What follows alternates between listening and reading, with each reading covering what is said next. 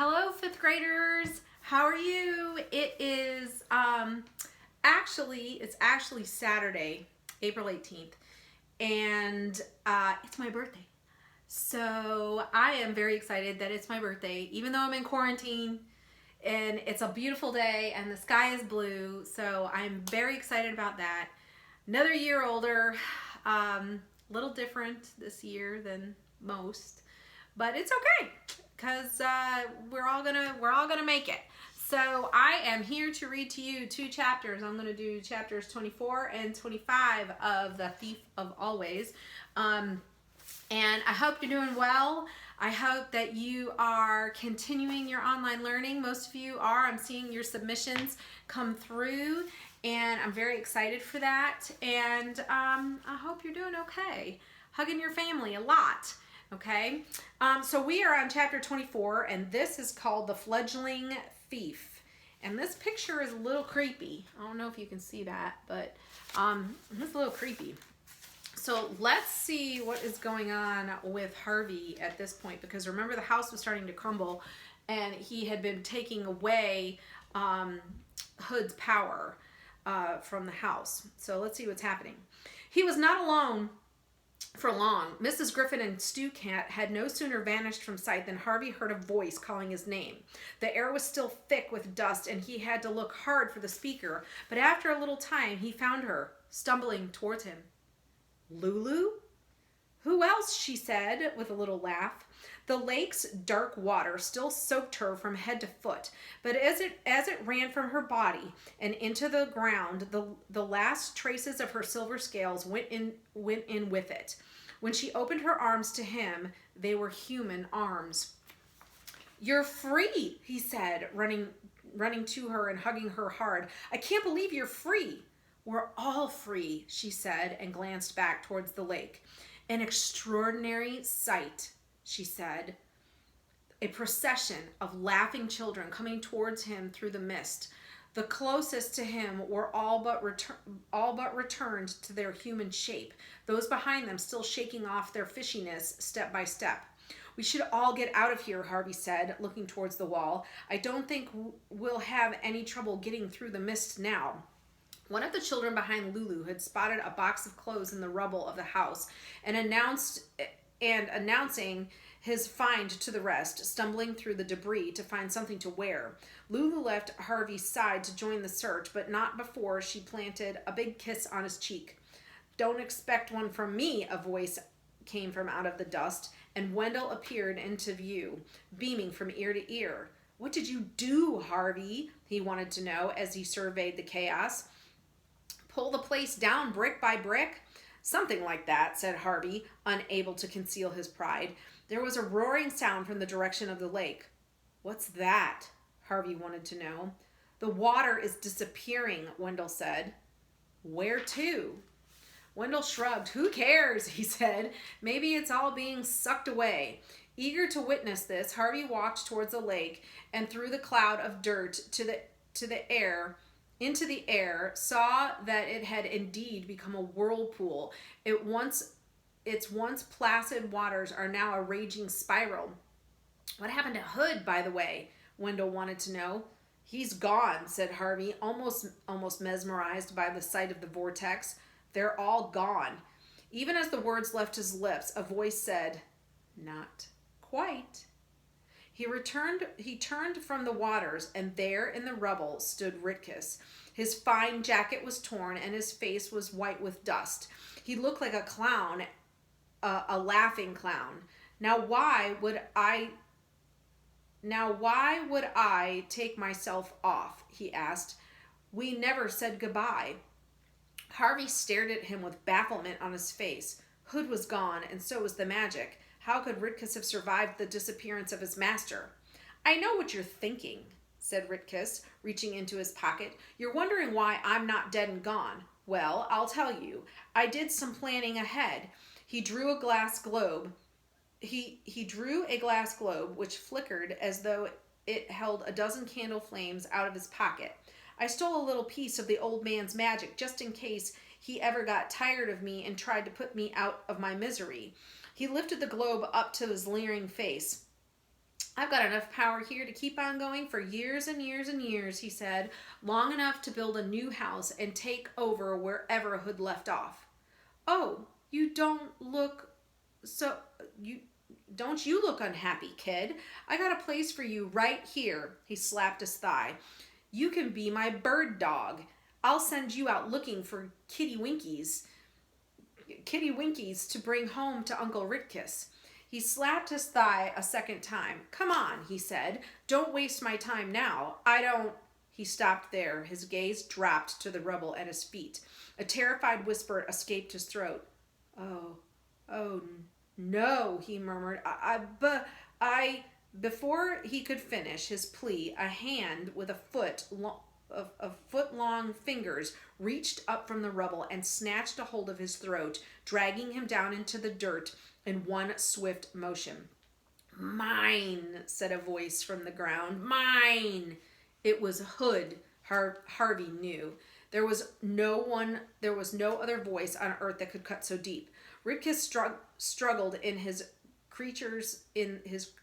creator's grip, digging into the debris for some type of weapon, but none came to hand. All he had was his skill as a persuader. The magic's yours, he said. I was just holding on to it for you. Liar, said the voice that rose from the debris. I swear. Give it to me then, Hood demanded. Where shall I put it? Ritkus asked, his voice struggling in a strangling croak. Hood's hand loosened him a little, and he managed to haul himself to his knees. Right here, Hood said, hanging into Ritkus's collar by his littlest digit, while his forefinger pointed down towards the rubble. Pour it into the ground. But into the ground. Ritkus pressed the globe between his palms, and it shattered like a sphere of spun sugar. Its bright contents running out between his palms and into the ground in front of him. There was a moment of silence. Then a tremor ran through the rubble. Hood's fingers let its captive slip, and Ritkus hurriedly got to his feet. He had no chance to make an escape, however. Pieces of timber and stone instantly moved over the heaps of rubble towards the spot where he had poured the magic. Several lifted high into the air. All Ritkus could do was cover his head as the hail increased. Harvey was clear of the flying debris and might well have made a retreat in these few moments, but he was wiser than that. If he fled now, he knew his business with Hood would never be finished. It would be like a nightmare he could never quite shake from his head. Whatever happened next, however terrible, it would be better to see it and understand it than to turn his back and have his mind haunt him with imagings to his dying day. He didn't have to wait long for Hood's next move. The hand holding Ritkus's neck suddenly let go of him and in a flash was gone from sight. The following moment, the ground gaped and a form appeared, hunched over as it climbed out of its tomb in the rubble. Ritkus let out a cry of horror, but it was short. Before he could retreat, one step, the figure reached for him and turned to face Harvey, held his traitorous servant high. Here, at last, was the evil that built the Holiday House, shaped more or less as a man. He was not made of flesh, blood, or bone, however. He had used the magic Ritkus had unwillingly provided to create another body. In the high times of his evil, Hood had been the house. Now, it was the other way around. The house, what was left of it, had become Mr. Hood. Chapter 25. The Vortex. His eyes were made of broken mirrors and his face of gouged stone. He had a mane of splinters and limbs of timber. He had shattered slates for teeth and rusty screws for fingernails and a cloak of rotted drapes that scarcely hid the darkness of his heart from sight. So, thief, he said, ignoring Ritkus's pitiful struggles, you see me as a man, the man I was, or rather a copy of that man. Is it what you expected? Yes, Harvey said. It's exactly what I expected. Oh, you're dirt and muck and bits and pieces, Harvey said. You're nothing. Nothing am I, said Hood. Nothing. Ha! I'll show you, thief. I'll show you what I am. Let me kill him for you, Ritkus managed to gasp. You needn't bother. I'll do it. You brought him here, Hood said, turning his splintered eyes to his servant. You're to blame. He's just a boy. I can deal with him. Just let me do it. Let me. Before Ritkus could finish, Hood took hold of his servant's head and with one short motion simply twisted it off. A yellowish cloud of foul-smelling air rose from the servant's neck, and Ritkus, the last of Hood's abominable quartet, perished in an instant. Hood let the head go from his hand, and it flew up into the air like an unknotted balloon, giving off a farting sputter as it looped the loop and finally fell emptied to the ground. Hood casually dropped the body, which had summarily shrunk to nothing, and turned his mirrored gaze back to Harvey. Now, thief, he said, you will see power. His mane of splinters stood on end as though every one of them was ready to pierce Harvey's heart. His mouth grew wide as a tunnel, and a blast of sour, icy air rose from his belly. Come closer, he roared, opening his arms. The rags and clung were there billowed and spread like wings of some ancient vampire, a vampire that had dinned into the blood of a pterodactyl or Triosaurus. Come, he said again, or must I come for you? Harvey didn't waste his breath with a reply.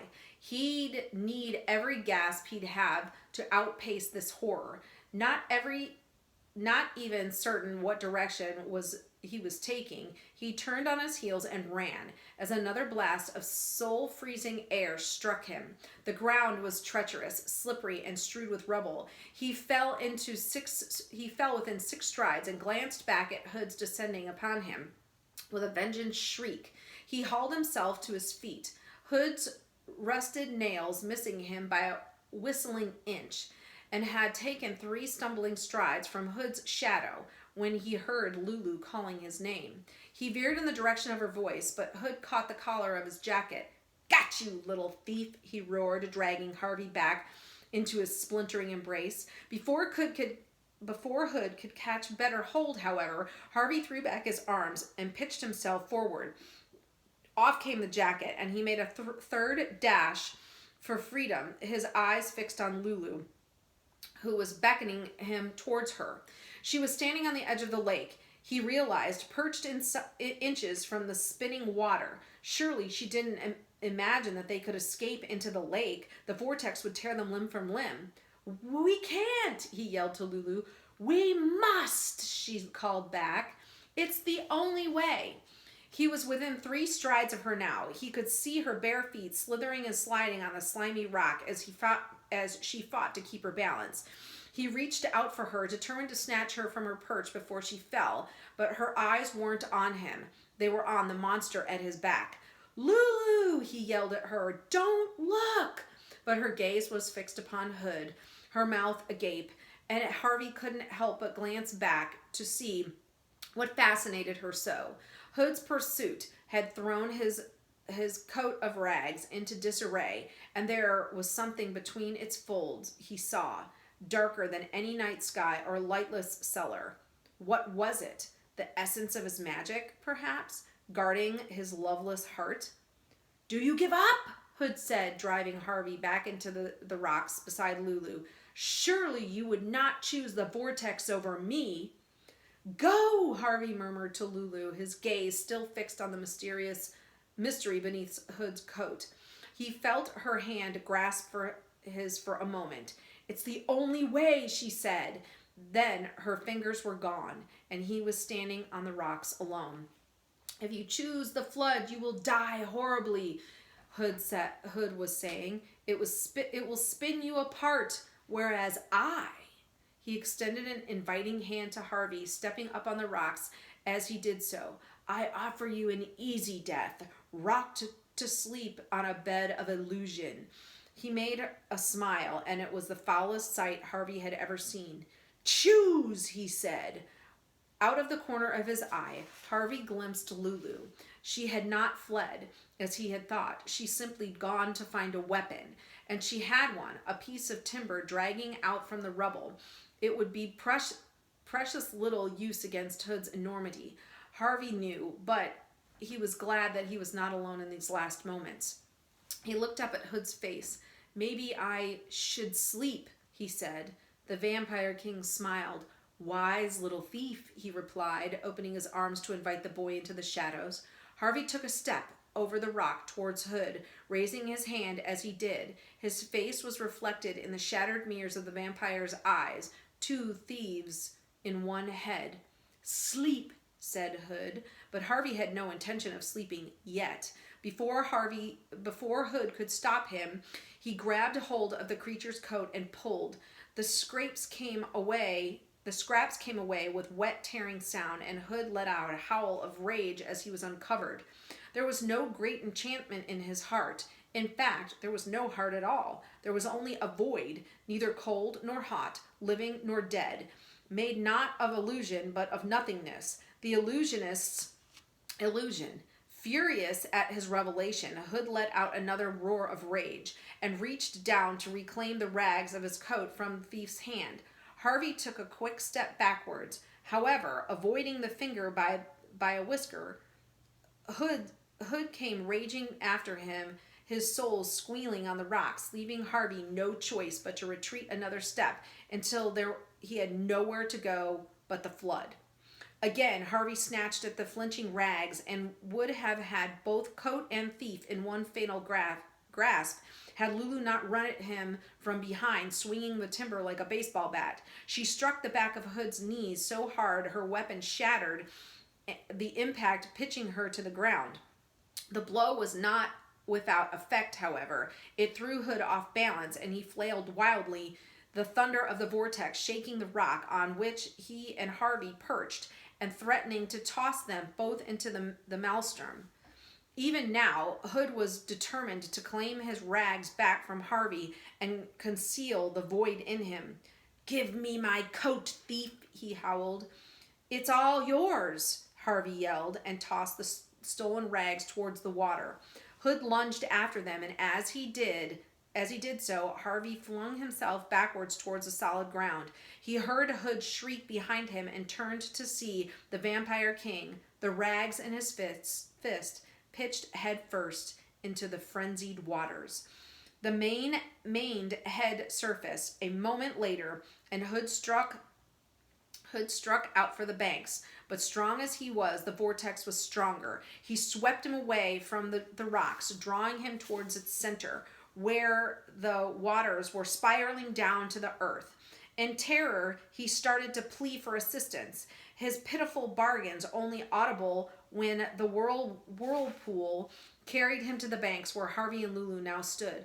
Thief, he yelled, help me, and I'll give you the world forever and ever.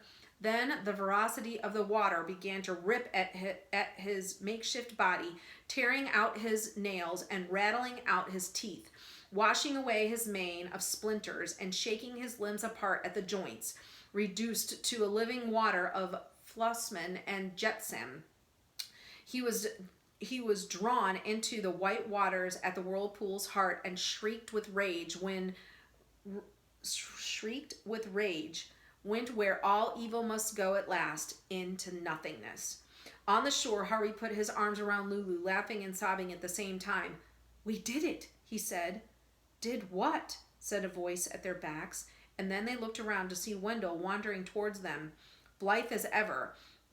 Every article of clothing he'd found in the rubble was either too large or too small. What's been going on? He wanted to know. What are you laughing at? What are you crying for? He looked beyond Harvey and Lulu He looked beyond Harvey and Lulu in time to see the last fragments of Hood's body disappear with a fading howl. And what was that? He demanded. Harvey wiped the tears from his cheeks and got to his feet. At last, he had a purpose for Wendell's perpetual reply. Who cares? He said. So we're not done yet, but I will finish this next week. So it has been a great book. I have really loved this book. I hope you have too.